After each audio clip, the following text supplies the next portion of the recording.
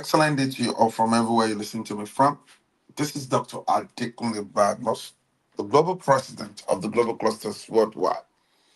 I'm super excited because it's another mind surgery revolution of the Global Clusters, and you can all that you're listening right now join us online, join the conversation.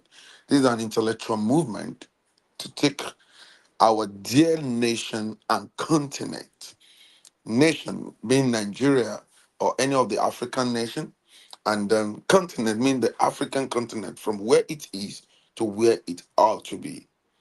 And we say instead of end SARS, instead of end bad governance, let's engage in the mind surgery revolution. Let's engage in critical thinking, creative thinking, innovative thinking, thinking out of the box, developing great memory, flexibility, speed, focus. Let's call a Nigerian or an African or anyone to be the mind, someone that has passed through something that people can learn from, to be the mind surgeon of the day by sharing their story. Already, we have our mind surgeon of the day ready. But before then, let's have the promo video, then we'll bring her up. Over to you. Let's have Tennessee, let's have the promo video right now. Imagine a world where your mind is your greatest ally. Welcome to the Mind Surgery Revolution by the Global Clusters. This movement is all about transforming your inner world, building mental resilience, cultivating mindfulness, and overcoming the barriers within. At Global Clusters, we believe in the power of introspection and self-awareness to heal, elevate, and empower. Through emotional intelligence and cognitive growth, we can unlock our full potential and face life's challenges with clarity and strength. Think about it. Leaders today are overwhelmed by expanding expectations and digital distractions. But by prioritizing core values and focusing on what truly drives us, we can navigate this complex world with ease.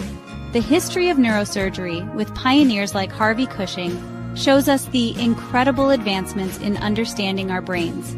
Similarly, the mind surgery revolution invites you to revolutionize your mindset, just as brain surgery has revolutionized treatment. Even cutting-edge brain-computer interfaces are showing us the limitless potential of the brain's plasticity. But it's not just about technology. Holistic health approaches, like those from Dr. Rangan Chatterjee, emphasize the crucial connection between mind and body. Transform your mind, and you'll transform your world. Be part of the mind surgery revolution by joining us at theglobalclusters.org. Stay tuned for updates, events, and tools to elevate your mental resilience and well-being.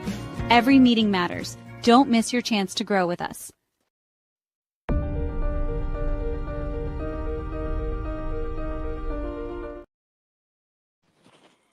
Every meeting matters. Don't miss your chance to grow with us. Just like our body needs food, and you know that is how our mind is calling it its own food.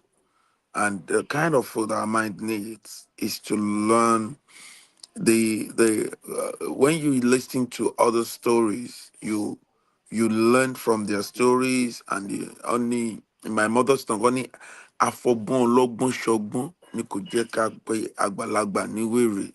So when you use someone's wealth of experience to learn to as a pedestrian towards where you're going to, you will look as if you're more wiser because you have learned from their story. Without not wasting time, I want to bring forward the surgeon of the day. She's someone that I respect and love so much. And ever since the day we've connected, it has been like brothers and sisters, and like it's as if we came from the same womb. So she's no other person than Cluster Miriam Bashwa. Over to you, Ma. Please, we want to learn from your experience. We want to learn from your story. What's your childhood like? What's your teenagehood like? What's your youthful like and the adulthood?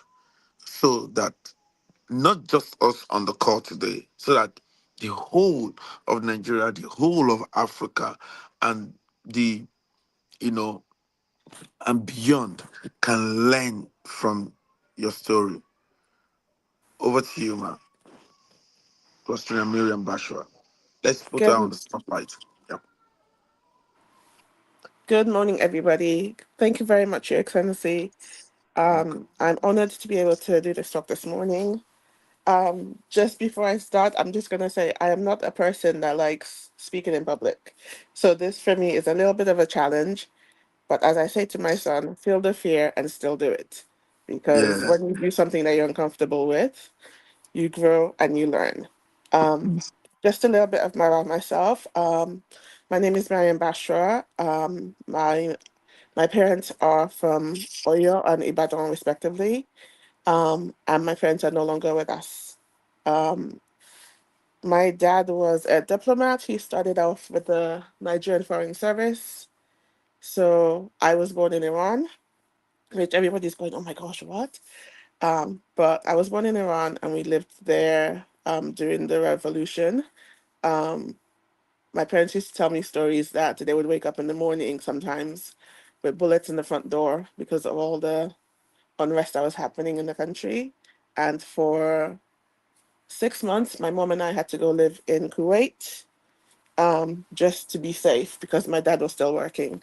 Um, we left, I think it was October 79, just after the Shah left. And I'll tell you a story about that in a little minute about Iran and their policies and things and how that affected me as well. Um, we then moved to Nigeria, where it was my first time being back. And my parents used to tell stories of when we lived in Iran, I used to walk around everywhere barefoot because of where we lived and because of my dad's position. So I was not used to stepping in mud or anything like that. So I became the typical Ajibota when we came back to Nigeria because everything was foreign and everything was weird. But I soon adapted. Um, my grandmother was one of those people who get on with it. This is life. It's mud. You can wash it off your feet. It doesn't matter.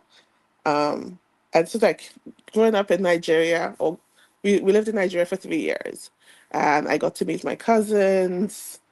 And most of that time is a blur as well. Ages 3 to 6 or 3 to 5 was a blur.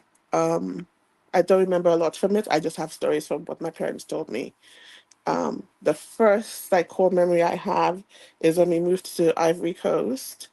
Um, is of us being at the beach every weekend and just my parents constantly having parties. There was lots of people in the house, meeting lots of dignitaries. I've been around dignitaries my whole life, and because of my dad's job. And the one thing that was always common, and it was something I said to the ambassador, he reminded me a little bit of my parents as well, was they are very welcoming.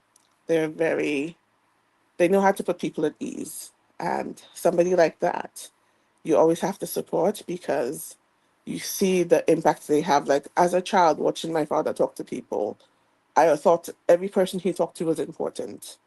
As an adult, I knew that he talked to everybody and made them feel important. It wasn't about their position in life, it was about them as a person.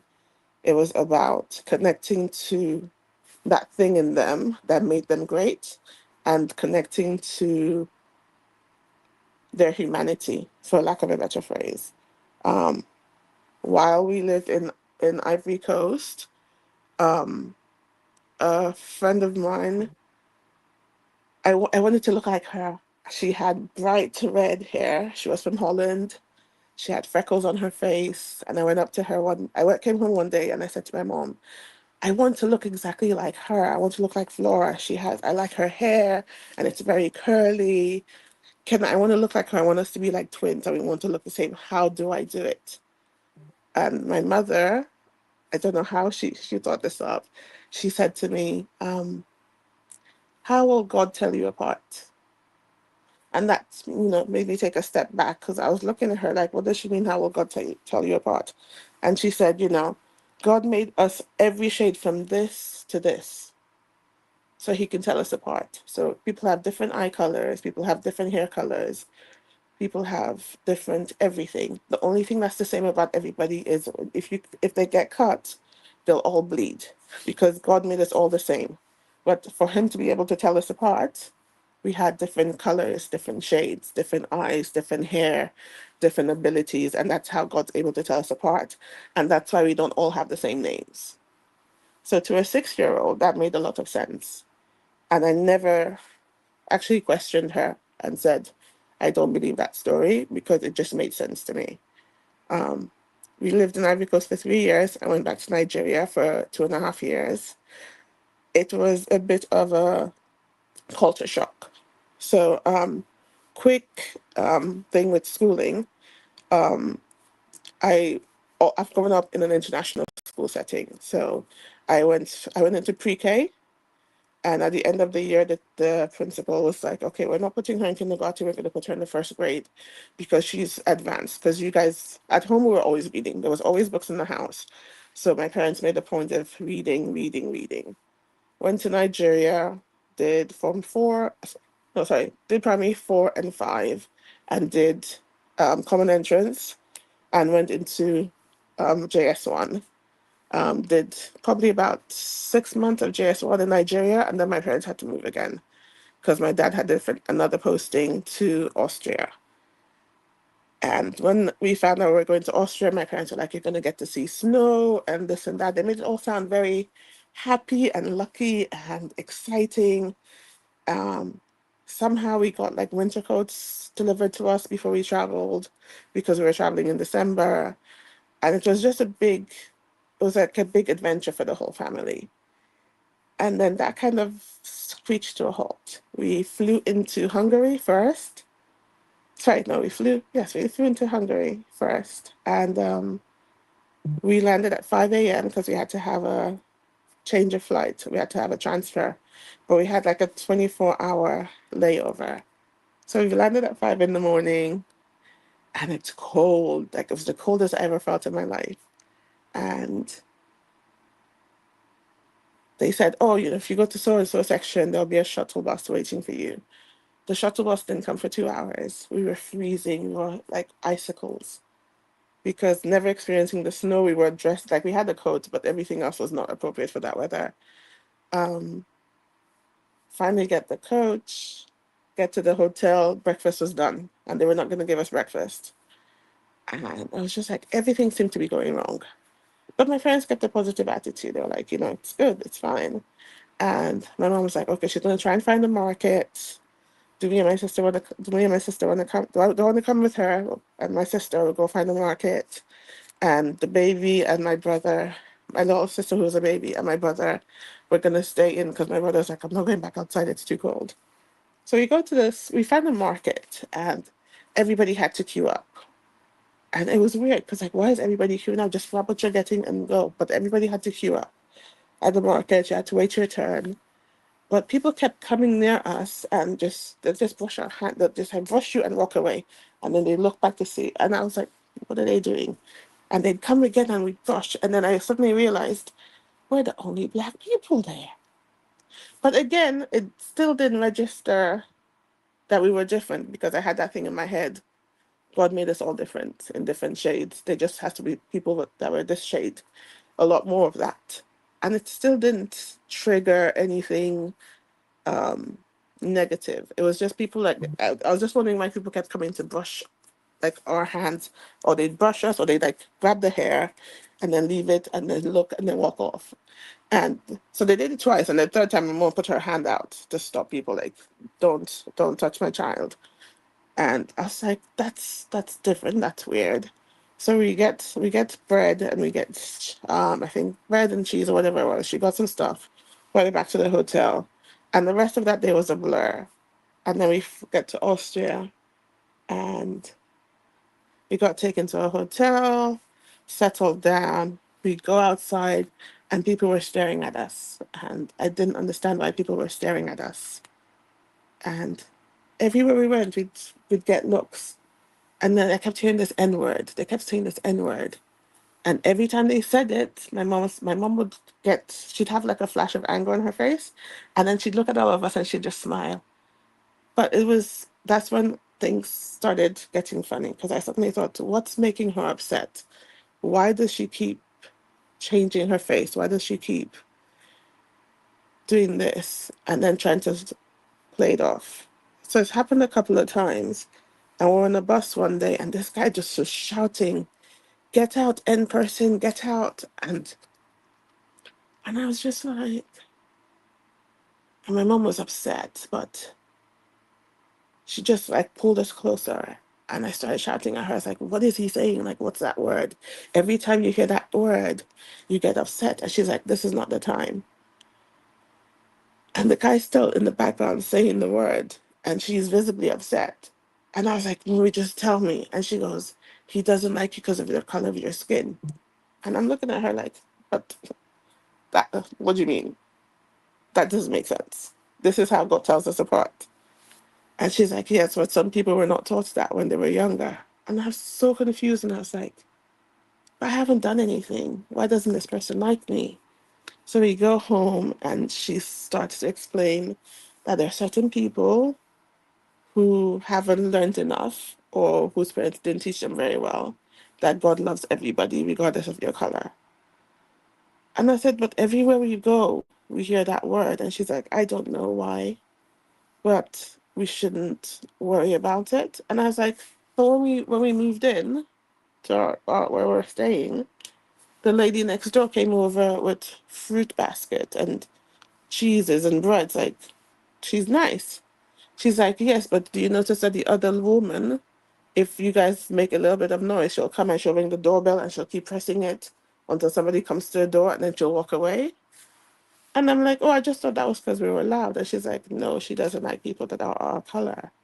So for me, that was a pivotal moment in life because it was a shock to my system that I could be judged for the color I was that I had no control over. Um, and I put it in my head that I was never going to learn the language of that country because if I learned the language, it would mean that I was okay with them insulting me or being bad or being negative. Um, and then school started. So I remember I had just finished, I'd done only half of JS1.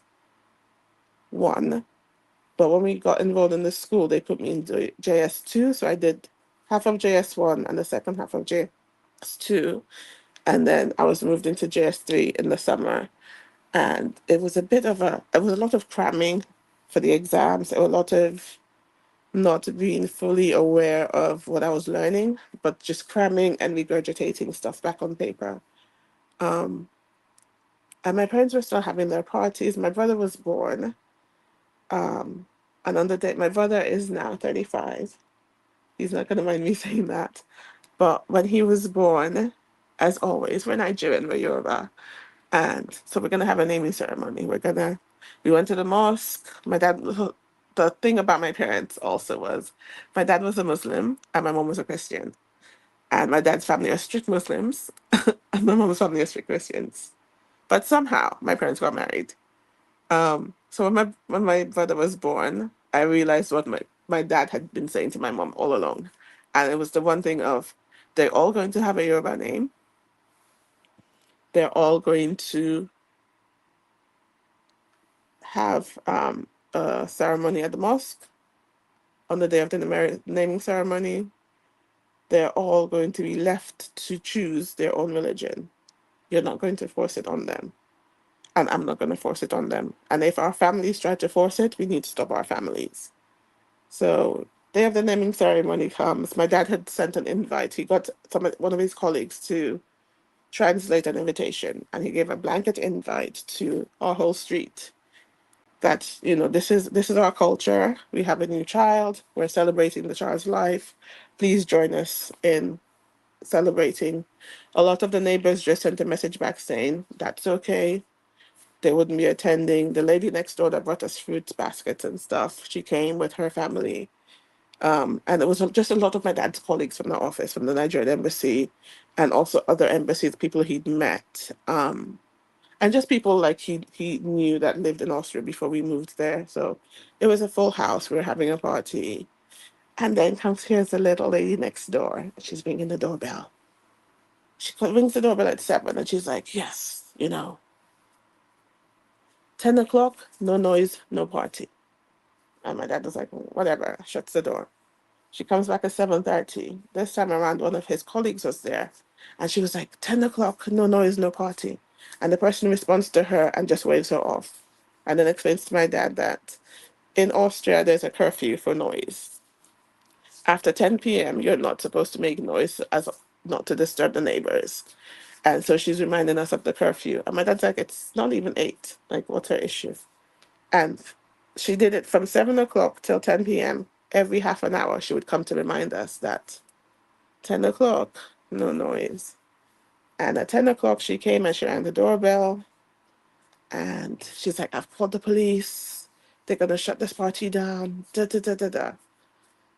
She goes back into her house. The police pull up, ring the doorbell. My dad's guests translate for my dad and say, this person's just come to the country. We've been here a year. Um, this is a new child. This is our culture. We have sent invites to the street the day the child was born to say in 7 days we're gonna be having this big party.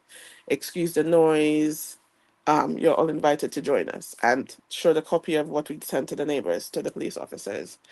And my dad was like, would you like to come in and join us? Come have some food, have something to drink. Would you like a beer? And the police officer was like, sorry, we can't drink on duty. And my dad's like, that's fine. Please come in, have a seat. And we saw police officers, and me and my brother got excited because we always wanted to try the police caps and pretend we were police officers. So they came in, they sat down. We were wearing our caps and taking pictures. And the doorbell goes. And for me, this was such a beautiful thing that happened. Um, the doorbell goes, and she's there again, and she's like, I've called the police. They'll be here anytime from now. And my dad goes, police, polizei? And then he points into the house so she could see over his shoulder. The police are in my house sitting down having something to eat. And that was the last time she ever actually rang the doorbell. But she would always bang.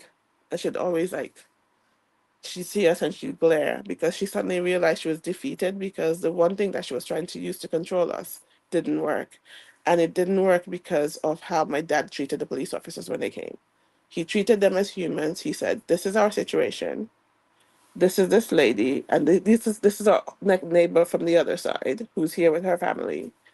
And this woman has just been harassing us all evening. And the police officers looked at him as a human being and thought, yeah, we're not going to do anything. You guys have your party. You know the regulations. You've let the neighbors know. It's a one-off. It's not like you're having a party every day celebrating a new baby. It's fine. You're cool. And after that, I kind of softened, and we'd go to the park, and you know the adults will call us names, and you'll see the children saying to them, no, no, my friend, no. This one little girl who was friends with my sister actually kept defying her grandmother because her grandmother would come and yank her away from us, and then she'd run back to my sister and hold on to my sister and hug her and smile at her grandmother like, you can't stop me from being friends with this girl.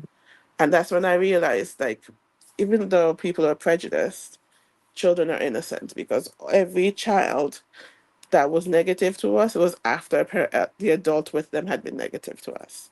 And so I always thought to myself, I'll never act bad towards another adult in front of children because they watch and they learn and they see what we do. And that's stuck in my head. Teenagers was just regular teenagers. There wasn't any really strife. As a teenager, I did JS3, SS1, SS2. In SS3, I did an exam. Um, the way the international school works is an international baccalaureate program, which means you go up to year 13, which is kind of like in the UK as well, similar to A-level courses, but you're able to do an exam in the 12th grade, which would mean you skipped year 13 and went straight to uni. You didn't finish. And so my parents were pushing and pushing and pushing. So at 17, I passed my exams, and my parents were like, you're going to study business. Growing up, my mom always had us in the kitchen, and she would show us different recipes. And I was always able to replicate the recipes on my own. So There were days on like my mom would just be like, okay, go make this. She taught us how to make bread, how to make cakes, cookies. She taught my brother how to make egusi and okra and pounded yam because she never wanted him to be in a position where, as a man or as a young man, he would have a girlfriend or a wife who was upset with him and said, I'm not gonna cook for you. So she taught him first how to make all the Nigerian dishes before she taught me because yes, he was 4 years younger than me, but she just thought as a priority, and he was a mommy's boy, that he needed to learn these dishes before I did. And because I picked things up very quickly, she was just like, yeah, while I'm teaching him, she'll probably watch and she'll catch on. Um, and so I went off to university at 17, to America, and there was a lot of Nigerians. There was a lot of Caribbeans. There was people from everywhere. And I was in an international dorm. And I felt comfortable because it was sort of like being back at high school because everybody was from everywhere and everybody spoke different languages. But because they all grew up in an international environment, there was no there was no obvious racism. There was no obvious anything. So I did my first year of university, came home for the summer to Austria, and spent my summer there. On my way back, on the day the day before I left, I said to my parents, I said, in the morning, I was like, when I was at uni, there were days where I would call and mommy, you were out at night. Like, why were you always out for like, it'd be like 2, 3 weeks at a time, you'd be out of the house at night. It's weird. Like, why were you doing that? Where were you going? Because it's not like you to go out. And she's like, oh, we'll talk about it later. And I was like, okay, that's weird. And that afternoon, my parents took me out to lunch. Um, we had a nice lunch. We had our dessert. We were about to leave the restaurant. And they're like, oh, by the way, we just have to tell you something. So, like, I'd had a nice lunch. I was happy. I was 18 and I was going to be leaving to go back to uni the next day. And they said, the reason mommy was sometimes not at home at night for like days on end was because she's got cancer and she had to be at the hospital. But she's fine, you know, let's go. And I, wait, what? She has what? And wait, please tell me more. And they're like, no, no, no, she's fine. And I'm like, but you've always, if somebody is ill, there has to be somebody to take care of her. And at this point, there's five of us. It's me, my brother, my sister, my brother. Like, and my mom was at home with them, and she's having to go to the hospital. Now, we grew up and we had house help in the house. But my mom and dad always made sure while we were at school, they had books there should they teach them. They were also learning. So the house help was there to assist, not to do the work, not to do the full work. They were there to assist. So we washed our own clothes. We learned to wash by hand. We we barely used the washing machine at some point. Like in the summer, we didn't use the washing machine, wash the stuff by hand. You guys changed too many times. Um, you finish eating, wash your plates by hand, wash the pots by hand. Oh, but mom, there's a dishwasher. What if it's not working? You still need to wash by hand. So we all learned to wash clothes by hand. We wash plates by hand, and it was just another thing of yes, there's somebody here that can do the job, but you also need to know how to do the job. So you're going to learn, and we had a schedule. Monday, Tuesday, Wednesday, Thursday. Who was doing the dishes? Who was washing up? Um, but our home always felt there was always love in our house, and our house always felt welcoming and comfortable. And even though we did the dishes and we did all that, um, my mom always made a point of there was always food in the house. There was always drinks in the house. I'm not talking alcoholic drinks, just like juices and things. There was always food, there was always drinks. Um, and the more friends we got to have, we'd finish at school and say to them, hey, come to our house. No notice to my parents that we were bringing friends over. We would just turn up and, like, instead of five children after school, my mom would have, between 10 and 20 kids almost on a daily basis during the week, just turn up at her house. and she would feed everybody. Doesn't matter who your parents are, doesn't matter where they work, doesn't matter any of that. But 7 o'clock, everybody had to head home during the week because school tomorrow and your parents need to see you. And if they were at our house, they had to call their parents and say, "We're at Mr. Basher's house, um, and we'll be home at so and so time." And for me, as a parent, that's kept. I do the same thing. My son cannot. My son doesn't necessarily invite friends over, but when his friends come, this is a comfortable house. They'll have something to eat. Their parents need to know where they are. When they're leaving, they need to call their parents and say, we're heading home." And it's just those kind of things of just how to nurture people, how to take care of people. I learned from a very early age, and it's something that I still do now. At my church, we do a lunch club every week, and it's open to anybody that's available. And if you're homeless, if you're lonely, if you need somebody to talk to, if you're in between jobs, if you want to come and volunteer, it's open to anybody. And my auntie Yvonne does the cooking, I do the baking, and we just, we cater to 20, sometimes eh, 18 to 20 people usually on a week. Sometimes it's more, sometimes it's less. But it's just that welcoming thing again that my mom taught. Like, everybody's important, everybody's valuable, everybody needs to be listened to, everybody needs to be treated with respect. Those things are ongoing. It's always constant in our lives. It doesn't matter where your life is, it doesn't matter what your level or perceived level is. My dad, when we lived in Austria, would have meetings that ended, like 10, 11, 12 o'clock at night. Sometimes they'd give them drivers to like just get them home fast or get them like, don't, this week we'll facilitate, you'll have a driver for the week or whatever it was. And he'd finish in the UN.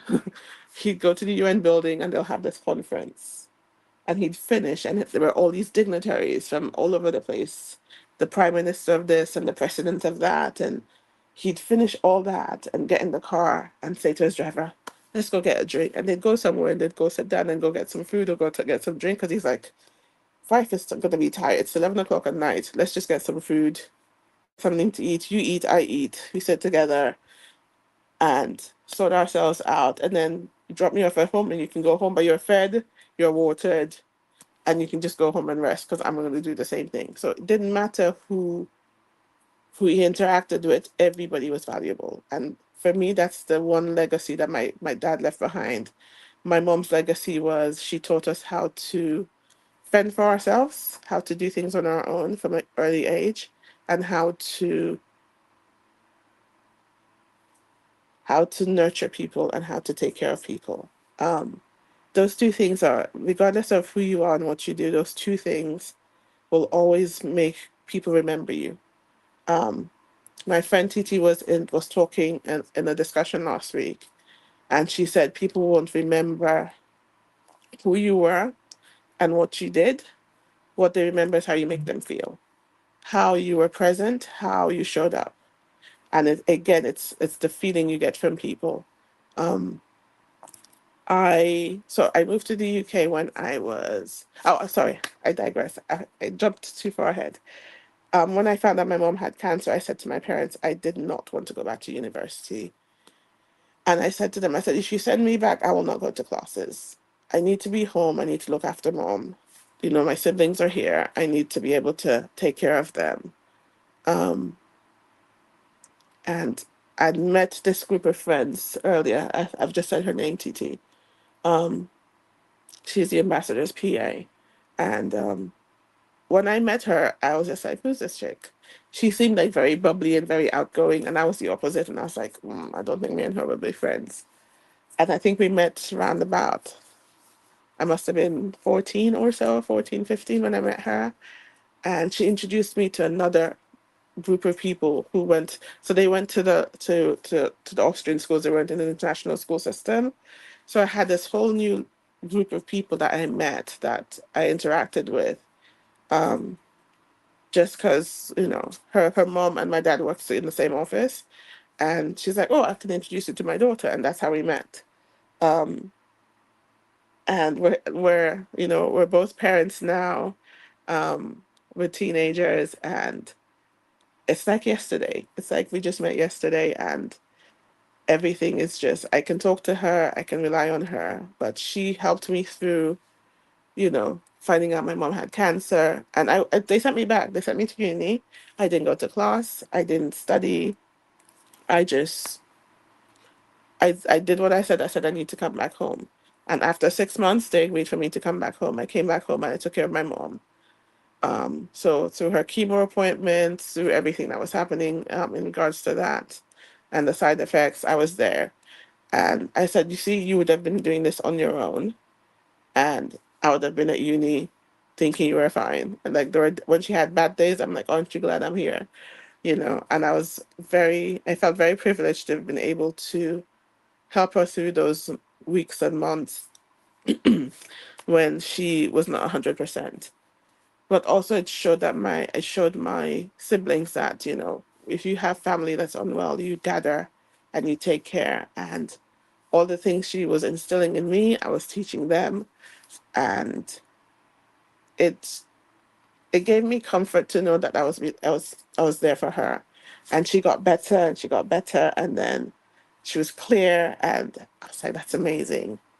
And we were able to do like surprise birthday parties and things like that for her.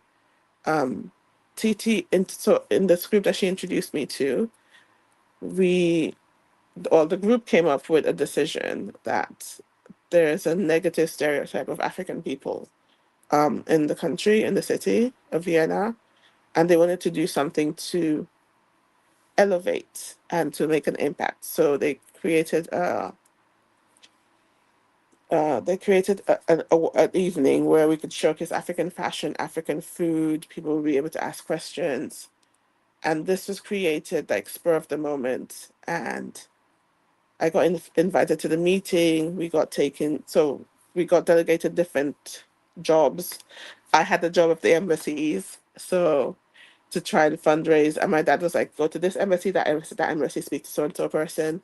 They'll be able to help." And we literally went around embassies, companies. We fundraised, and we did this night. It was the first time that it was ever done in Vienna. That the teens and young adults would create something that everybody could attend and could be part of. And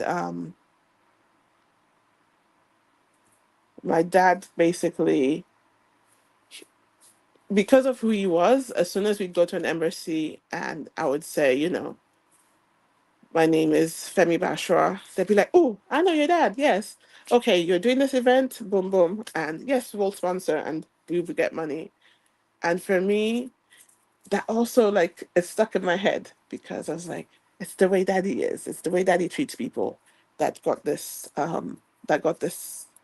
reaction. And it was an amazing event. My mom helped us get costumes. I say costumes, um, clothes for the fashion show. And it was just like, seeing just the response we got while we were doing it was amazing. Seeing that people could look at an African in a different light, because we were not just teenagers from Nigeria, we were teenagers from across the continent. And everybody was able to showcase their country and all the good things about their country. So it was never the stereotype of, oh, Africans are poor and homeless and they live in they're dirty, and it was none of that. It was all the positive, all the good things about being an African, and how us being there is a positive impact for the country. And I think a year after that, me and T moved to the UK. My parents were going to be moving back to Nigeria, and I didn't want to move. I wanted to stay, but my T was like, "I'm going to be in the UK. Come with me to the UK." I went to my dad and I was like, I'm thinking of going with her to the UK. What do you think? He's like, "Don't worry, I'll talk to your mom. You can go. And if you go and you're not happy, then give me a call. And wherever we are in the world at that time, then you can come and meet us." And that's how I came into the UK. And when I got to the UK, I experienced a different type of racism. People would be like, "Hi, hi, hi, hi, hi." But then you'd hear them muttering stuff, and you're like, "Well, you're not just nice to me." And that was another bit of shock to the system. But I came to the UK without much of a plan. I was just like, I'm gonna find a job somewhere. I found a job at McDonald's, and we got a flat, and she was studying. I was just like, I just want to work. I want to work and see where this road takes me. I did lots of different jobs, moves around the city. I met my son's dad, um, and moved in with him, and it was just, I just had life. Life was just happening, and that was good. But before I met my son's dad, I got a phone call on my way to work one day, and it was my uncle, and he said, Mom's gone. And I was like, what do you mean she's gone? I'm like, we tried calling her last week, and the phone was just, it wasn't connecting. Um, it wasn't connecting, it wasn't going through, but she's fine. I'd had a dream that something was wrong the day she died. I didn't realize she died that day, but I woke up with a sense of dread. And I'd called everybody around me and I said, "Are you guys okay?" But we couldn't get through to Nigeria. But every number we tried in Nigeria wasn't going through. So I was just like, signaling problems, network. It's fine. We'll try again in a couple of days. And then 2 days later, my uncle calls to say, your mom's gone. And I kept hanging up the phone. He called me and he's like, your mom's gone. And I hung up. And he called me back and he goes, Femi, listen. She's like, your mom died on Tuesday. And I hung up the phone. Third time, he's like, listen, don't hang up the phone. Mom passed away on Tuesday morning. And I was like, around 6 a.m.? And he's like, yeah. And that's when I woke up from the dream and I started feeling like something was up. Um, I believe that God gives us guardian angels and we have energies around us. So when there's a shift in something, you feel it. You might not necessarily know what it is, but there's a change. Because God always has a way of like protecting you. So that feeling, I would have, if I'd found out on the Tuesday, I think it would have been too much for me. So my body was reacting to something that happened without knowing what had happened. Um, You're okay, Mama. I'm here.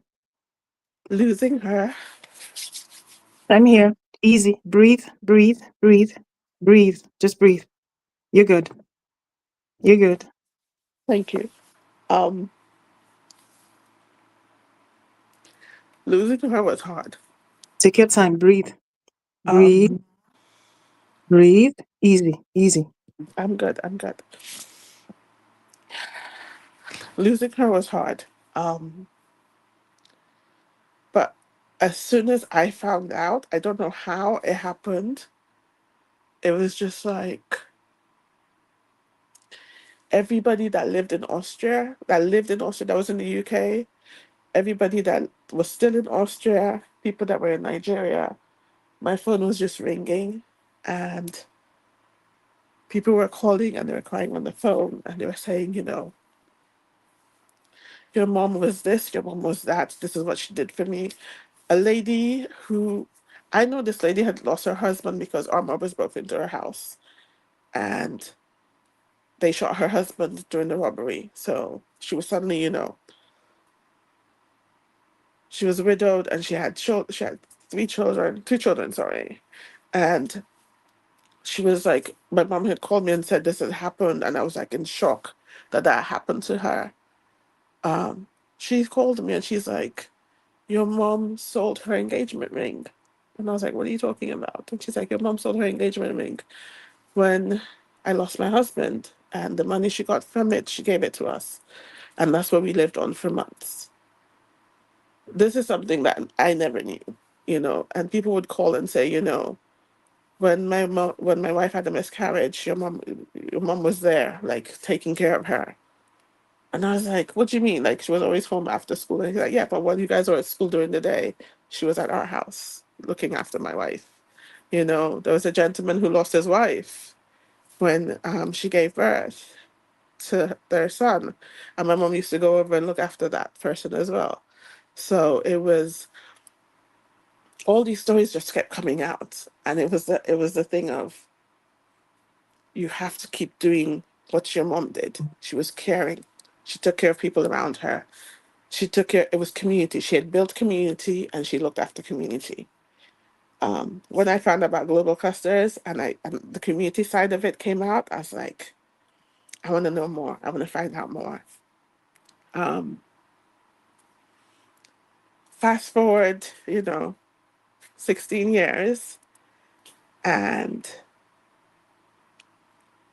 I lost my dad. Um, on the Friday, I was in a coffee shop and I had a cup similar to this, one of these heavy duty cups. And there was hot water in it, and I placed it on the table. It was March, it was cold in London, and I just wanted a really hot drink. And took my cup to the cafe and I was like, can you put up my hot water in there?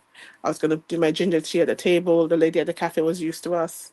So she's like, just get it off the machine, got from the coffee machine. I got the water and I put the cup down without the lid because I was going to put my ginger into it. And my friend's little 1-year-old son knocked on he was playing on the floor and he knocked the table and the cup went. But when the cup fell, my head was like, oh no, the baby. So I looked and he was like, the water was going towards him. So I tilted the table so the water would spill on the floor. But I didn't realize that when the water had spilled, it had gone into my boot. So I had boiling water fill up my boot and burnt my leg. By the time we realized and called the ambulance, I had a 3rd-degree burn on my foot. Got rushed to the hospital. I called my son's godmother. She picked me up, picked up my son from school. They took us home.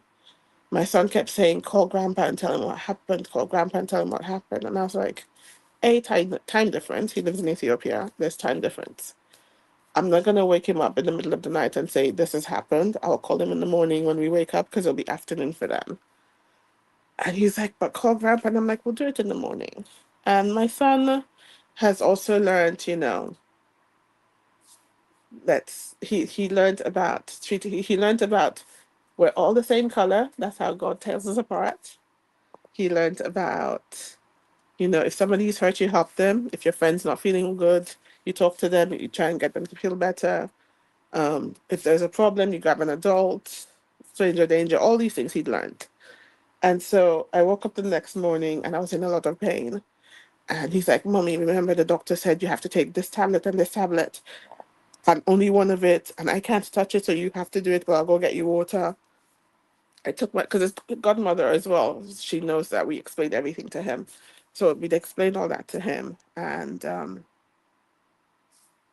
he said, I'm going to go downstairs to the shop and go get you something to eat so you don't have to cook. I'll go and get pastries. And he said, can I take money out of your bag? And I said, yeah. So he took some money out, went out the door. I said, okay, I'll call your grandpa and tell him while you're at the store. And when you come back, if he's still on the phone, you can talk to him. He goes, oh, I'll run. So he literally ran out, went to get pastries. And I called my dad and I said, yesterday, hot water got knocked on my foot, got burnt. This was what happened. And I was explaining all that to him. And he's like, you should have called yesterday. I'm like, yeah, your grandson said the same thing. Um, and my son comes back upstairs and he's like, oh, grandpa's on the phone, yes. And they talked for 30 minutes. It's him and his grandpa were close. And my dad's like, so what are you guys doing this week? And I said, well, I have to go to the hospital in the morning and then we're going to church and then we're going to come back home. So he's like, okay, make sure you don't go by public transport, try and take a cab. Um, and I'll send you money to cover whatever extra costs that you incur. And I was like, no, it's fine. He's like, yeah, no, I'll send you stuff. I'll send it today. So I was like, no problem. Thank you, Daddy. And they started talking about the Easter vacations and what they were going to do. And normally, if my dad was flying, he would have said something. But the excitement of talking to his grandson and um, just them planning for him to come to London for Easter and all that was what we heard. And as always, when my dad's hanging up the phone, he says, I love you. We tell him we love him. Um, on the next morning, went to the hospital, got my dressing changed. In the car on the way to church, we heard about the plane crash. And I looked at my son and I was like, thank God. Grandpa wasn't on the plane. Thank God he's not traveling this weekend. And the next morning, he was traveling. He was on the plane. And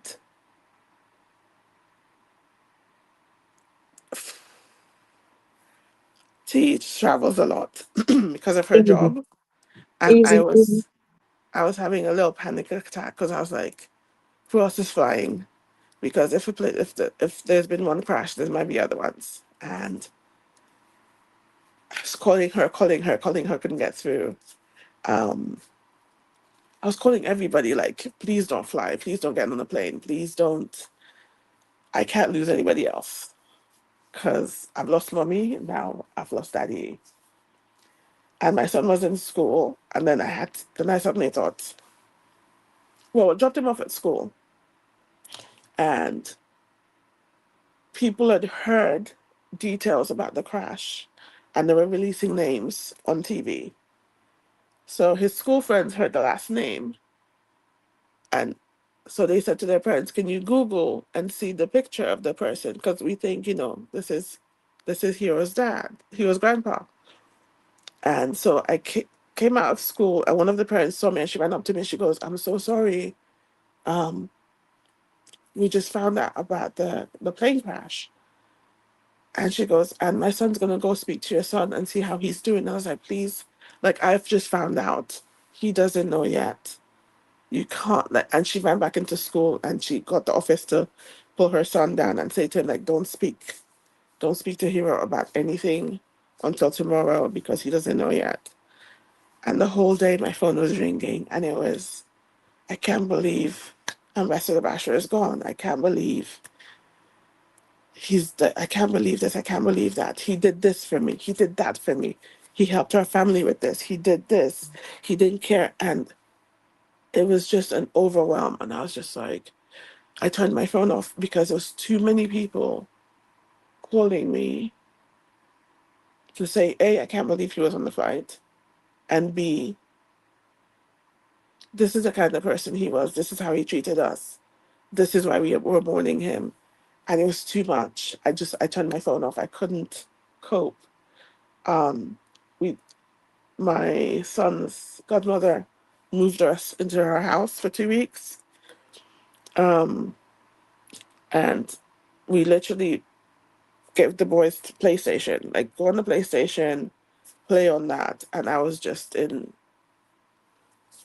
I went numb, to be honest. I went numb, and it was a hard time.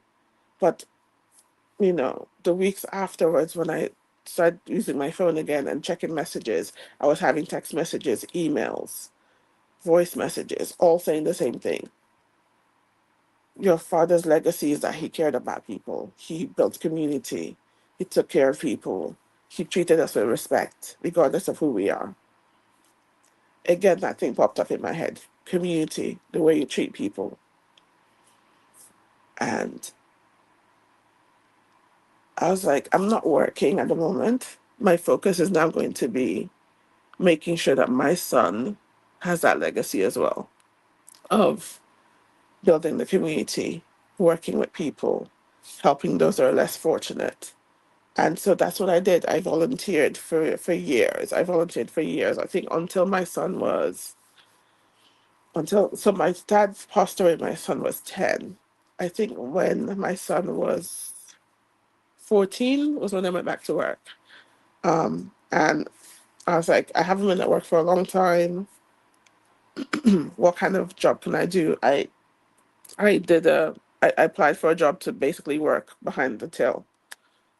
Got there, and there was a kitchen, and because service hadn't started, I wasn't really doing anything. I'd go into the kitchen and go help the chef. And this guy kept walking past and was looking at me like, "Why'd you keep?" And then one day he came up to me and goes, "Why'd you keep going into my kitchen?" And I didn't realize it was the head chef for where I worked. And I was just like, "I'm so sorry." I'm like, "But I'm not doing anything. And I've seen like what they've done once, and I can replicate it." And he's like, "What do you mean you can replicate it?" I'm like, "Well, I'm visual. The way I have dyslexia, and I'm a visual learner. Um, And that's how I learn, and that's how I do things. So if I can see it once, I can recreate it in terms of like foods and stuff. And he was like, okay, so we're gonna take you off the tail and we're gonna make you a chef. And I looked at him like, I've been here a month. What do you mean you're gonna change my job title and give me a raise? And he's like, yeah. Like I said, but I've had no formal training as a chef. And he's like, no, no, no, you're gonna be one of the new chefs. And literally in the space of a month, um, just being friendly to people, helping out where I could, I got a pay raise, new job, with better pay, and yeah, that was 2 years ago, or almost 3 years ago now. But for me, when I look back at different things that shaped my life, it was always my parents. Um, and they came from two different religious backgrounds. They got along. They made a life together. They had two different jobs. My mom used to work in a library, then she worked in a bank. My dad, studied abroad, was in the foreign service his whole life. He facilitated, like he did so much. He facilitated like the release of hostages, of UN hostages. He was, you know, every time I hear news about Sudan now and it's negative, I think that wouldn't be happening because that's one of the things he was doing. He worked for the United Nations mission in Sudan, and he was the go between the government and the rebels, and he was the one. Things were improving and improving and improving, and the second he was gone, everything went haywire and went back to a worse situation. And so for me, like, I even see the world impact of losing my dad, and I see that one person can make a difference. And like we live in a world sometimes where you're like, I don't think my vote counts. I don't think like my what I say counts. It does matter because my dad was gone and I saw the difference on TV in Sudan and what was happening because that person was gone. One person can make the difference. You can be that one person that makes the difference. I can be the one person that makes a difference. My son could be the one person that makes a difference. So we have a community. My church community, when my dad passed away, I didn't buy food and tea and her mom as well. I didn't buy food. I didn't buy drink. I didn't pay for transport for a good 6 months because this community held us. And the way they held us is the way my parents were. And so I had this community around me. My son has this community around him of people who think like us, who behave like us, who treat people like us. And then T in May challenged me to go online and do live streams. She goes, you've written cookbooks. What are you doing? You haven't published it. Why? And I'm like, well, I don't have an audience. Well, I have this excuse. And well, I had that excuse. And she's like, no, use this platform. Get your confidence up speaking to people as I'm doing today. And get your confidence up, talk to people, and you'll have an audience. And in the meantime, think about self-publishing. I said I might self-publish. It was a might, I wasn't sure. And she's like, but that's something you can learn. I have somebody in my community that can help you. So I was like, okay, maybe, maybe. And for a month, I kept giving her reasons why I couldn't do it. And then finally I was like, you know what, I'll just do it. I'll just do it.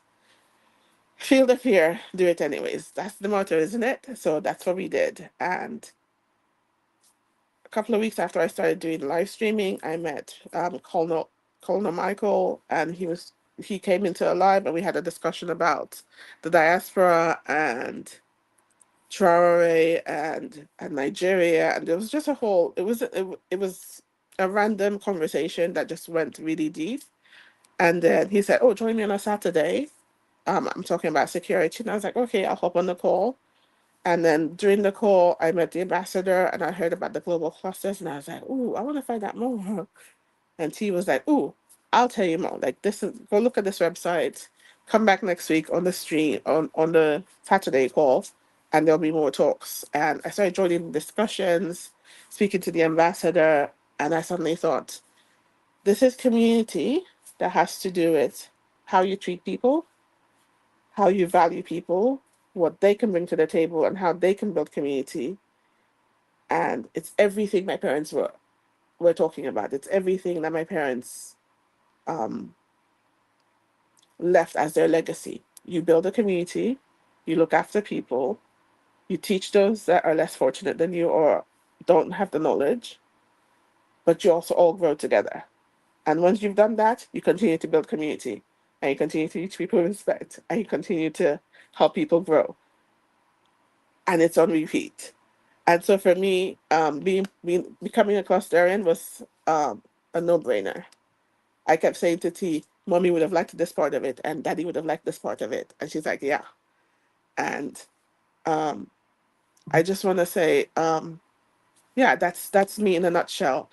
My parents and my family shaped my life.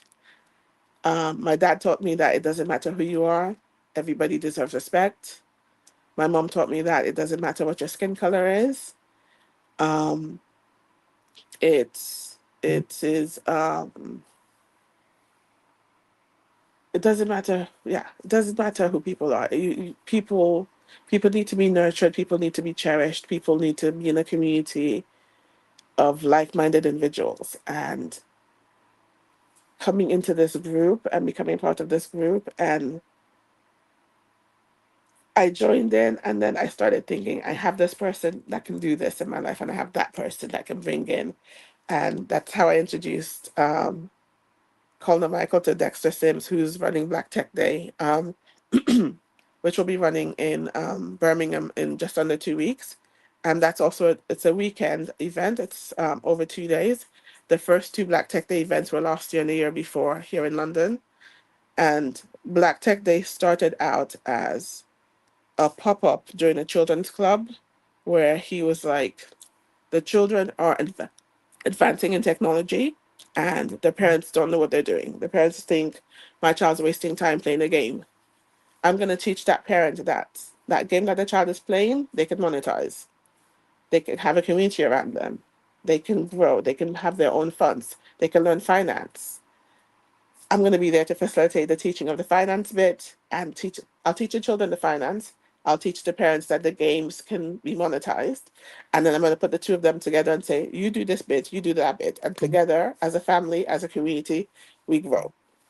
And so the first Black Tech Day happened, second one happened, the third one's now in Birmingham. It's covering AI, it's covering financial literacy, it's covering technology, what's coming up, what's up and coming, how we can implement it. It's talking about a vast array of things. So clustarians, if you're in the UK, I challenge you to at least attend one of those days up in Birmingham. Details are on the WhatsApp channel. Um, and I think I've also posted it on the website as well. So if you just click on the website, find out more information. If you have any questions, please feel free to send me messages and I'll answer to the best of my ability, or I'll forward or come up to Birmingham, speak to Dexter, speak to the panels. I think we've got about 40 panelists over 2 days. Um, or more, it's probably more now. But we keep getting people added on. So please, we're trying to also bring Tech Day to Nigeria next year or the year after. So 2026, 2027, we want to do a Black Tech Day in Nigeria. There's Black Tech Day that's going to be happening in Gambia in December. I'm just excited because going forward, I think as a community, we're going to be able to grow together. I know I've gone over the time, and I'm shocked I've gone over the time. Ambassador said half an hour, and I said to him, I don't think I can do half an hour. Um, but thank you so much for being here on this call. Thank you for listening in, and let me know if you have any questions. Wow, this is amazing. Well done, well done, well done. I've It just seen was, the time, so I do yeah, apologize. the emotional mix with everything. I deliberately allowed this. And the Thank you, 001 sir. Mind Surgery is on the phone and she's going to be speaking first. That is Dr. Yes, Michelle sir. Okoro. Dr. Yes. Michelle, what's your take on Australia Miriam Bashua's story? I know you didn't start from the I would beginning. like to thank you, Marion, another sister that's Thank going to you. help the global cluster revolutionary moving forward. I just wanted to say It rained pretty hard in Lagos. I apologize. It knocked out my Wi-Fi. I thought of a way, and I'm actually listening through Dr. Botman's phone because the studio is filled. But again, another case of someone making a decision to use mind surgery on themselves consistently throughout life. I was in Abuja last week, and there were so many young people who wanted the formula of changing what's happening with them. They're allowing social media to convince them that taking drugs is for entertainment, it's for fun, it's for feeling like, hey, I got a little bit of Canadian and American in me. Taking the drugs is what young people are doing abroad. With, yes, in some cases, but what we do know, because I'm from the US, is taking drugs is mind altering in a negative way. The mind surgery session with guest speakers like my sister today is to debunk and change that myth. It is not about taking drugs. It is not. What it is about is what we've heard. Consistently operating on yourself, becoming the brain surgery, that person that specializes in knowing exactly how to turn your situation around, how to make it different, how to, yes, endure. Did we hear challenging and pain? And thank you so much for sharing your privacy with us, because this is social media, yes, but I know you did it from the goodness of your heart. So to all listening, whether you're young or old, take her story, use it for yourself, please. I had no idea that drug abuse is growing, particularly to the young people. It is all fake. It is not real. It is not the way you go about being a mind surgeon. It is no way is it a solution. Please continue to stay tuned to us. Please continue to make sure that you know that mind surgery is what we've been talking about for more than a year, because now we're in August. So I want to thank you so much. Thank you. Thank you. Thank you. Yeah, amazing, amazing. That is the voice of the 001 Mind Surgery Thank you, man. Revolution of the Global Cluster in the person of Dr. Michelle Uko. Okay, let's get more feedback. We're taking a bit of time today, and I want everyone to be concise. Let's take at least 1 or 1.5 minutes for our submission. In our story, she was mentioning one name that enter into our story, and that is Clustrian TT Layo Aloba. What's your take on today's mind surgery revolution? Hey, good evening, Dr. Sandra? Michelle. Sorry, it's not evening, it's morning, isn't it? Good morning. Good morning. I'm in a loop. I'm kind of jet lagged. Good morning, Your Excellency. Good morning, Dr. Michelle. And good morning to everyone in the house. Hey, Mama, how you doing? I'm good, man. Good morning. Unfortunately, I came in late. I'm going to try and keep it brief. So, she did tell me that the ambassador wanted her to speak, and she told me this, I believe, on Friday. And I said to her, the session he wants you to be on is on Mondays. And she was like, "Oh no, it's good. I'm going to talk to him. I'll make sure that he puts you on before he brings me on." And I told her again, the session he wants you on is on Mondays. Do not be surprised if you're speaking on Monday. So go prep yourself. And as usual, she didn't believe me, and here we are. So good morning to you. I'm so happy to see you here, and thank you for sharing with me. Unfortunately, um, I have my sessions in the morning on Mondays, so I just came in maybe about 30 minutes ago. I missed most of it, but I didn't miss because I know most of it. I just want to say thank you for sharing your story, and I think I've said it before in this room. Our stories are very personal to us. They're deeply personal to us, and especially for those of us that have been through some form of trauma, we're not for public consumption. But at the same time, I feel like our experiences are not really for us, they're for others. So we Mm, take what we've learned and we share with other people Yeah. for their journey. Because I believe very, very, very strongly that, we're placed on this earth for a reason, like she has said as well. Yes. We come from backgrounds where our parents are public servants. They give and they give and they give endlessly to the extent where, people show up at our homes and they know they will get fed. That's the kind of household we grew up in. We always show up at one parent's house. You can come into any household at any point. If you go to the bachelor household, you might see 10 children in the home. You come to the lover household, you see 10, 15 children. This were the parents that we had, that we were fortunate to have. And I'm very, very, very, very blessed. My parents are still here, but I don't say my parents. These are our parents. We go in and out of each other's homes. Yeah. I am really, really, really, truly grateful that Mariam here has spoken about my daddy and my mommy, Bashwa, today and shared a piece of them. This is just a minute piece of who they were with you. And I just hope that one thing, if nothing else, one thing resonates with you all, and it is that you give. You have to have the spirit of giving. Everybody wants to lead. Everybody wants to be a leader. And I say it all the time. You have to be a servant in order to lead. You have to be able to meet people where they're at. You have to be able to speak to people in a way they'll understand. And that's the only way that you can reach them and minister or speak to them enough to be able to believe in what you believe in. And we believe in the work of the global clusters. But before we can bring that message to people, we have to meet them where they're at. So thank you so much for coming in today. Thank you for speaking. Thank you for agreeing to speak, because I know this is a lot for you. But you see how good you are at this? And I told you you would be. Thank you, sir, for bringing it up. Amazing. Thank you. Thank Amazing. you too. She said something. She said, for us to bring everyone together, we have to become a servant.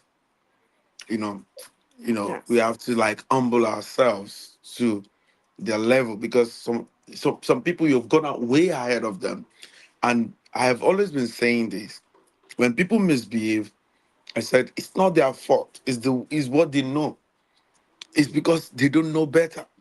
Do you think if they know better, they will not do better? You know. So Yeah. thank you very much for that wonderful contribution, my honorable PA. Thank you very much for adding your voice to today's call. Let's have the whole O1 review cluster of the global cluster, the president of cluster on Oluwaseyi Odushago. What's your take on today's mind surgery? Thank you so very much, Global President. Really appreciate all you are doing. Special regards to the 001 Mind Surgery and our spokesperson today, Madam Miriam B. Really appreciate you. Thank you. Thanks for pointing out and establishing the fact that discriminations, racism are being taught. We were never born with it. You understand? All these they are taught, and we appreciate you that there are some parents that actually train their children right, but the children decided to be whatever they want to be. But you took the trainings of your parents and you are replicating it to your own children. So your generation is so perfect. You understand? Because you decided to replicate what your parents have actually been doing. And everything you are talking about yourself and about everything you've become and what you are trying to do is exactly what we are doing in the global clusters. Yeah. The global president will say Yeah. something. He will say that the world, the universe will never owe you anything. Now, everything that you are enjoying right now is because of what your parents have done. You Definitely. understand? And now, Definitely. the issues we are having today is what we have been now taught. So for us to have a new way of life, we have to have a new way of thinking, and that's why we have the mind surgery. So every time we come here, we just have to let the bad things go away from our mind. You understand? And I love what you said. You see, everything you mentioned, if time permits you, go back to our previous meetings in the Global Cluster. Every day we have meetings, you understand? Yeah. And we talk about humanity, treating everybody well. We talk about genuine love, how love matters, people to people. All these things are the things that, these are the visions of the Global President, and you have said it, that one person can actually make that difference. And that person can be me. And that person here is the global president. Is the one person that's bringing everybody together right now. And every one of us that have been consistent with this, we have been so blessed. And we appreciate all you have given. In fact, thank you so very much. You deliver so well. And this is going to the world. And we are so grateful. Yes, like your right body, your friends mentioned. Yes, this is your personal story. But you are bringing this house to help the whole world. This is going to change the life of one person. And I'm very sure you are going to be making your parents so proud for you changing the life of someone. Thank you so Thank very you. much. We appreciate what you just delivered. Thank you. Thank you, sir. Thank you. Amazing. Amazing. It says something. If you want a new life, you have to embrace a new mind. Yeah. You have to embrace a new mind. So that is the voice of my PA in Nigeria. The other PA is the PA in America. So so you can see that all my PAs are just tapped. Let me hear from my daughter, Cluster and Yetunde Badmos. What's your take on today's mind surgery revolution? Thank you very much, Ambassador. Good morning, Ma. Good morning, everyone. Mhm. Firstly, I would like to say, thank you very much for sharing your story with us. It's truly, though it's emotional, but for me, it's very inspiring, and I actually took a lot from that. And one thing I actually admire you for is the fact that you saw the paths your parents took and you gladly embraced it. And I celebrate you for that. Thank you very much for that beautiful one. You made a statement. You said people might not, let me put it that way, people might not remember who you are or what you did for them, but they'll definitely remember how you made them feel. And that is something that actually stood out for me. And I'll say thank you very much for doing this mind surgery for us once again. You actually spoke with our minds. You actually did something to our mind that we can actually do it, because it's not about us alone. It's about how we relate with people as well. It's Mhm. about how we treat people and how we make them feel. So thank you very much, ma'am, for sharing this beautiful story. Thank Thank you, you. Ambassador, for the gift of Global Cluster. We truly Yes. appreciate. Thank you very much for the opportunity. Thank Wow, you. amazing. Thank you, my darling daughter, for adding your voice to today's mind surgery and for appreciating the surgeon of the day in the person of Cluster Miriam Bashua. And going on, let's have the diction guru. What's your take on today's mind surgery revolution?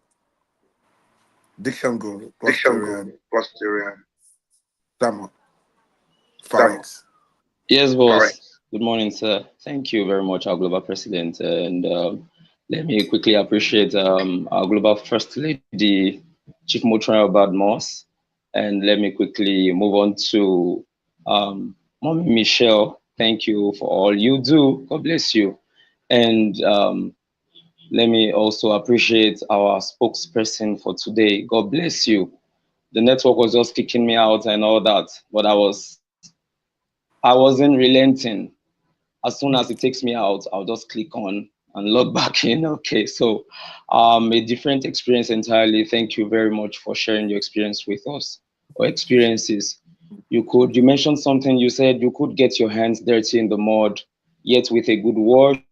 You were told that it would all come off. Such is life. There was always love in your home. I picked that too, and enough food to feed anyone who dropped by. Little did you know that you were learning one of two things then. Mama was just doing her thing, and you were just like, why are you doing this? Why are you doing that? And but you were learning. You didn't. Back then you didn't know you were learning, but okay, let me just move on. You learned early how to treat people with respect. Your dad, a diplomat, also shaped you deeply, especially in the way he interacted with the officers who came around. And another thing I want to say is racism. You came to understand is a decadence that destroys faster than the deadliest disease. Um, when I listened to the part where you said this woman who came knocking, she'll just come and just she came. I mean, she brought. Um, you said at some point she. I think that was the point the network took me out again. You said she was just coming and she would just come and she kept coming, but later on she gave up when she saw that she was defeated. So I don't know, but I don't know if you have ever run into her again. Maybe No. okay, you haven't. All right. No. I'm sure by now she would have learned something from the lessons, from the love she received then, back then. I quickly want to also say that when your mother passed away, you began to hear stories you never knew. People coming around to say how she had helped them in moments of deep anguish and distress. It's a touching story. You were Mm, surprised. It touched That, you. Yes, you that, were surprised, and to discover just how much good she had quietly done for others. And I want to end by saying, giving a lesson and advice. Life is too short to be ruled by prejudice, hatred, or pride. Um, we all know this saying: the things people will remember you for are not your possessions or titles, but the kindness you have shown them, or the lives you have touched. So I want to admonish us to live our lives in such a way that when our time comes, the testimonies about us will be of love, compassion, and respect for every human being, regardless of race, background, or status. So finally, friends, when we are gone, nobody will remember the shade of our skin, the size of our bank accounts, or the titles before our name, but they will remember how we made them feel. Somebody just said that. If your words can heal, speak them. If your hands can help, stretch them out. If your heart can love, don't hold back. Because at the end, the greatest legacy is not what we leave for people, but what we leave in people. So live in such a way that your name will be a blessing on the lips of others, even when you are no longer here. mm, Thank you very much. Thank you very much, sir. mm. Thank you, our thank you. spokesperson. God bless you. Thank Wow, you. amazing. Thank you. Yeah. Amazing. Amazing. It's a live in such a way that your name will not leave people's mouth for positivity. Is very, very important. It's something that everyone should take home. Let's hear. Also, I just wanted to jump in because what he said was so profound, as well as the guest speaker regarding our parents and particularly mothers. Every time she talked about her mom, definitely my mother was from that same generation, and her level of giving actually broke all the generational curses having to do with cancer and my family. Before my mom ever reached, I don't even, I don't, did she make it to 50? I know she didn't make it to 55. So let's say that none of her sisters, and including my grandmother and so many women before me and before my sisters, all died from cancer before they reached either 50. They never made it to 60. That I do know. And saying that, my mother's level of giving broke the spirit of wickedness of cancer on all of her daughters' head.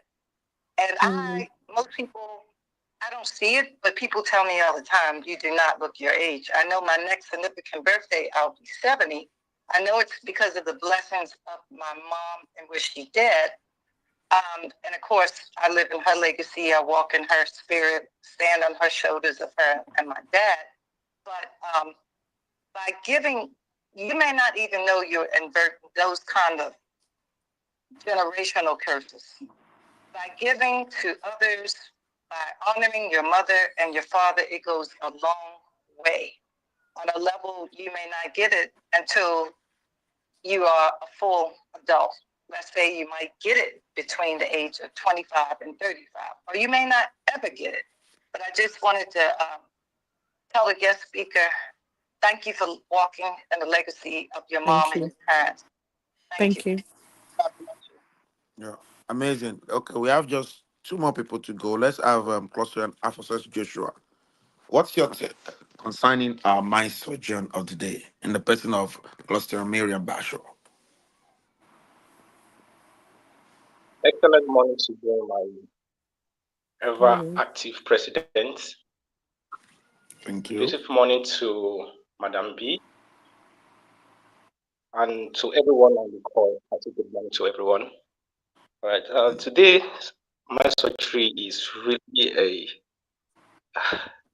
a great one with great lessons coupled with emotions. And I just one of the things I learned her from her story is that for a nation to fail, it starts from the family. Mm, Now, that we can bring it down to an individual, but I see it as the family first.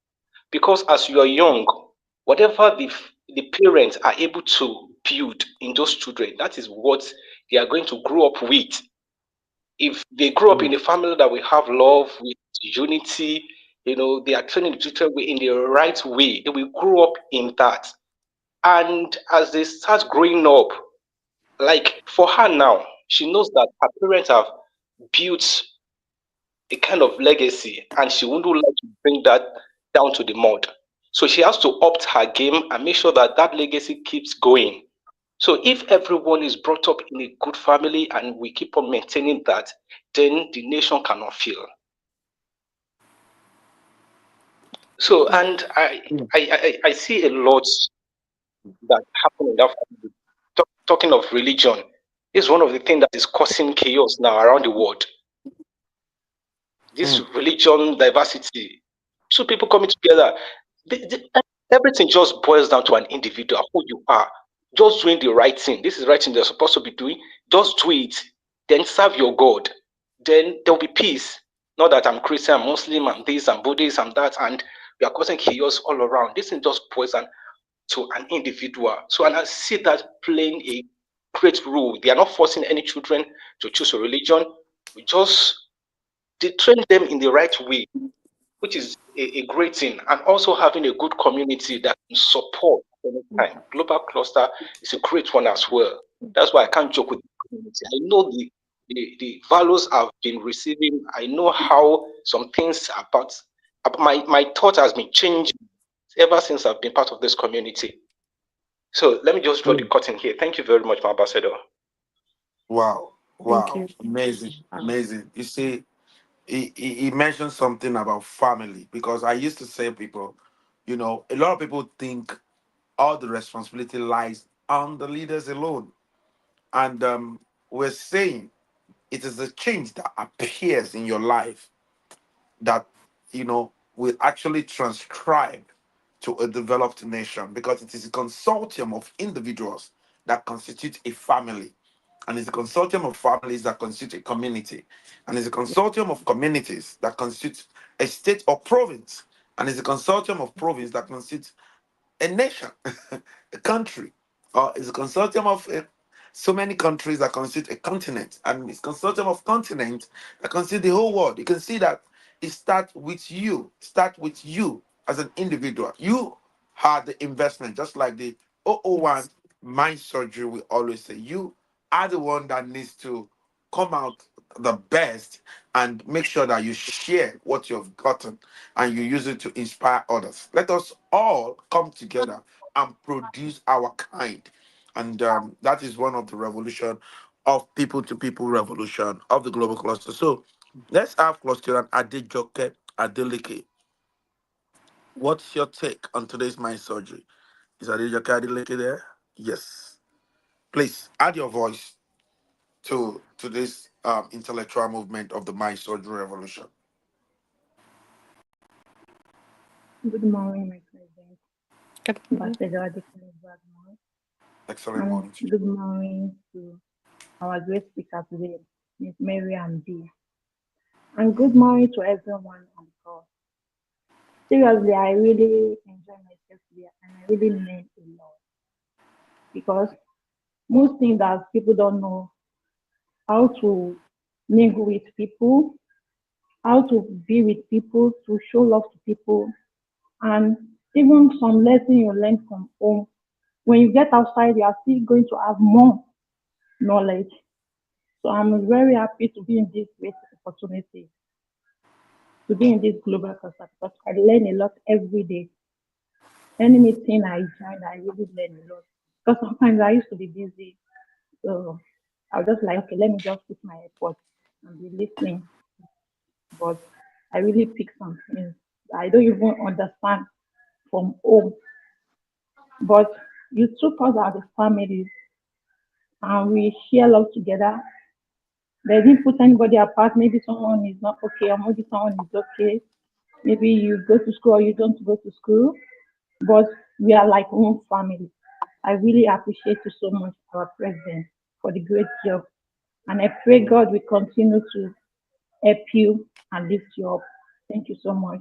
I really appreciate it. Okay. Amazing.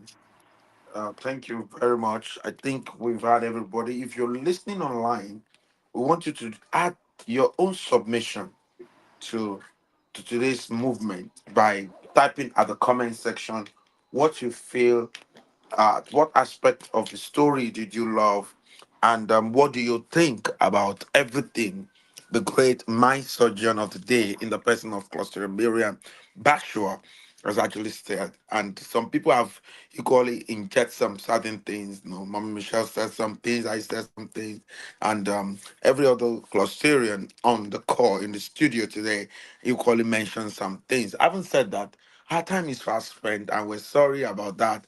But it's important that we listen to this story. I know he has to like manage even the time we give to her. And thank you very much for coming by. Thank you for sharing this story, and I believe that this story will not only impact the children of this generation, even the generation yet unborn will listen to this story, and they will be glad that you dropped the story here today, and so that they can all learn and can be a stepping stone to greatness for Mm. them. I want to appreciate everyone for coming by. Today Thank you, we sir. have two training. In the evening, we're going to be having survival strategies in the new normal. And our mind surgeon will be telling you what she's doing and how she's mentioned the black tech stuff, which the global cluster is going to help to make sure that it stands not just in Nigeria, but in all the whole of the 54 African nations. And we're going to push it. It's going to be a cluster that people are going to volunteer for. And as we bring in more people into the global cluster, they are going to be part of the black tech cluster of the global cluster. So we're going to do that. Then more things she's been in empowering people. She's going to mention to us are the survival strategies in the new normal, and some other people will be coming on board to tell us how they think we can survive in this current situation that the whole world find themselves. It's still post COVID, and you know what it is after the shutdown of the whole world, and there's a lot of things happening to different people, and different people are handling it different ways, and we all need to learn from one another. Some people are getting it right, some people are not getting it right, and that is why we all need to come together, submit our knowledge, submit our information, submit our connection, and resolve it. You understand? The idea is that we're not saying you're not good, but some people have some information that is helping them currently and that you can tap into, and you can drop the one you're using that is not helping you. So that is the idea of the global cluster. So the survival strategies in the new normal starts from 5, depending on the number of speaker. We can end 6, 7, or 8. You understand? So don't miss it today. It's happening today, 5 p.m. So having said that, I want to say, who are we?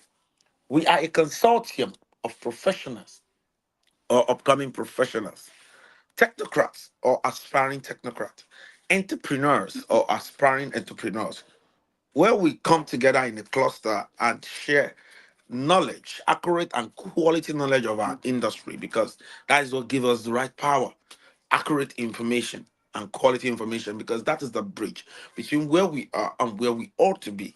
An accurate connection, because the whom we are connected to determine what we collect. We are not just an ordinary social media platform with a marketplace with the first instant monetization. We are the first nation building social media platform on earth. And it's proudly Nigeria, proudly Africa. And it's a hub to mine and produce quality and accurate professionals, quality and accurate technocrats, and quality and accurate entrepreneurs. So to join us, you can download the app on Play Store, or you go to shop.theglobalclusters.org and subscribe to the combo package of 61,000 naira one time lifetime as a clusterian, and as a vendor that want to sell in the market 81,000 naira one time lifetime, or reach out to any of our clusterians to get you started. And we are embracing more volunteers. We want organization to volunteers. We want Redeemed Christian Church to adopt the concept of the global clusters. We want the Muslims to adopt it. We want the Buddhists to adopt it. We want the traditionalists to adopt it. This is nation building. You understand? And our focus is that we should be a better version of ourselves. Okay, I hope this my surgeon I've been able to do something on you to jumpstart you for the day. So go into the day and conquer.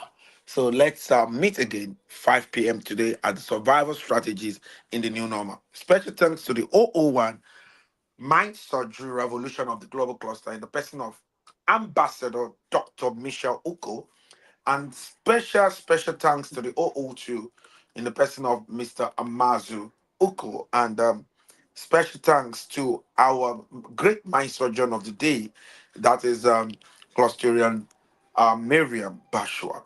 And special thanks to everyone that has had their voice and the ones that will be put in the comments at the video on YouTube, Facebook, Instagram. There'll be a review for this program for 3 minutes review. You can add your voice to it. You can add your commission to it.